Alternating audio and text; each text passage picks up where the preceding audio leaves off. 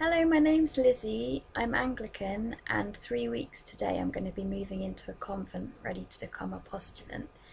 And I'm really excited to share something with you that I learnt a few weeks ago when I was at St. Bino's. I always feel like I'm still a beginner at praying, and I like learning like new things from people. And I've mentioned the examen before in some of my videos, especially my day in the life and weekend in my life ones.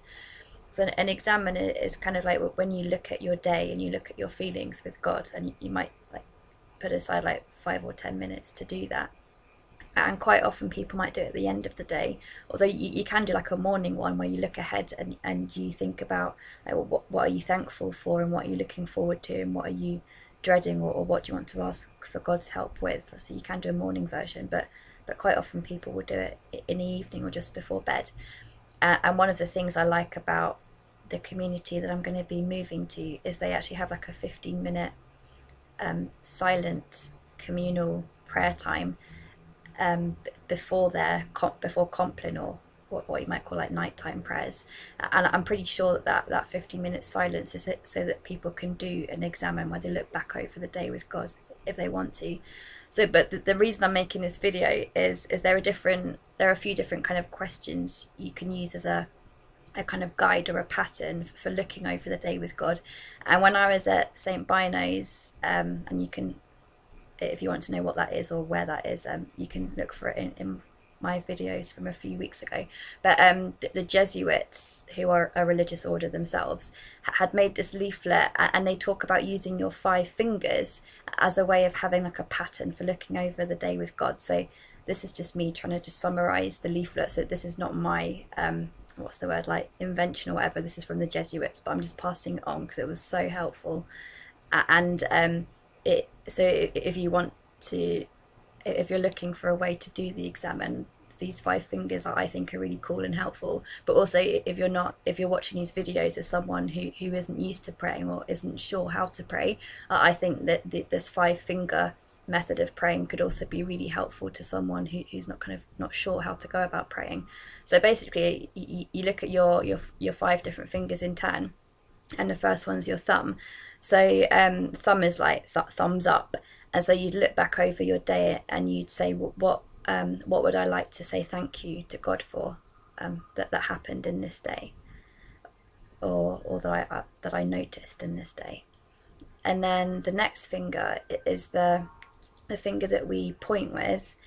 And so after you've thanked God, you would then move on to looking back over your day and just thinking like, where did I notice God in the day? Like, where did I either see God at work in my life or around me, or where did I maybe encounter God in something someone said to me, or something that caught my eye, or something I read, or something like that. So where did I notice God, or where did I encounter God? And then your middle finger is the one that like sticks up or stands out the most. So the next question you would then ask is just like, what stood out the most about today? And that might be because it was something really good happened, or it might be that something really difficult happened. But either way, just what as you're kind of going to bed, or as you're approaching the evening, what are you still kind of carrying in your mind or in your heart about today? And then you might just want to talk to God about that thing that most kind of stuck out today.